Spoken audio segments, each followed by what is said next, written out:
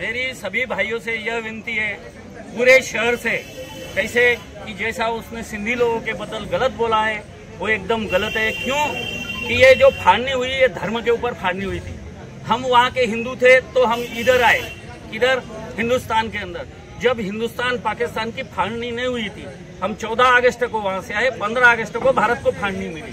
क्योंकि वो हिसाब से कि हमारे सिंधी लोगों का जैसा बोला अभी हमारे रवि बोने कि हमारा बहुत देश के अंदर वाटा है, और वहाँ से आने के बाद में एक भी सिंधी हमारा कोई भी आतंकवादी नहीं, कुछ नहीं, देश के साथ एक निष्ठ करके रहे हैं। और सिंधी लोगों का भारत के अंदर हर कार्य के अंदर सहभाग है और उनको सहयोग है।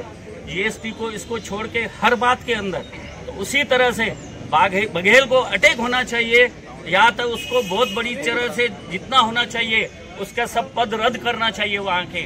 भारत माता की जय। रायपूरमध्ये अमित बघेल म्हणून हा एक व्यक्ती होता।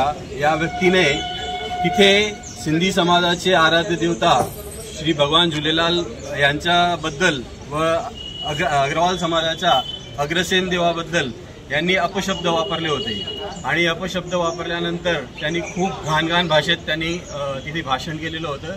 त्यांचा निषेधार्थ आम्ही अख्ख्या भारतात संबंध हिंदुस्थानामध्ये सिंधी समाज व अग्रवाल समाज यांनी निषेध केलेला आहे। त्या निषेधापोटी आज आम्ही पोलीस निरीक्षक साहेबांनी यांना एक निवेदन देण्यात आलं की त्यांना कठोर शिक्षा व्हावी व त्यांना त्यांच्यावर केस करावं व असं पुढे कोणत्याही समाजाबद्दल त्यांनी असे अपशब्द वापरू नये यासाठी आज पाचोरा पूज्य जनरल पंचायतचे सर्व सिंधी बांधव इथे निवेदन देण्यात आलेले आहे।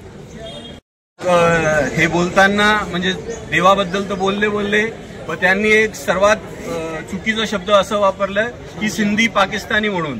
आम्ही सिंधी लोक हिंदुस्थानासाठी म्हणजे हिंदू आहे म्हणून आम्ही सिंध प्रांत, आमचे जमिनी, आमचे घर, आमचे सर्व दार सोडून, व्यवसाय सोडून आम्ही हिंदुस्थान हिंदू म्हणून आहेत, म्हणून हिंदुस्थानात आलो। आणि हे लोक आम्हाला आज 75 वर्षांनंतर बी, तेव्हा पाकिस्तान जन्मलेला नव्हता, तेव्हा अखंड हिंदुस्थान होता, अखंड भारत होता, आणि 75 वर्षांनंतर बी हे आमच्यावर आरोप करताय।